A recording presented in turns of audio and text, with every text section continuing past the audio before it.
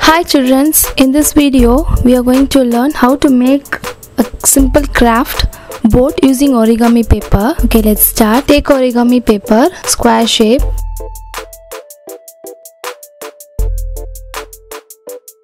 Turn and fold the paper.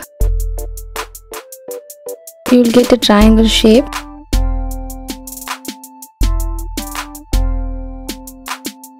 Now turn one side and make a fold. Now turn slantingly little bit.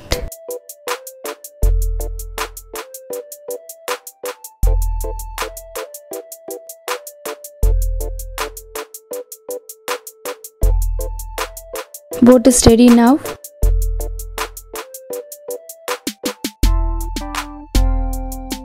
Don't fold straightly.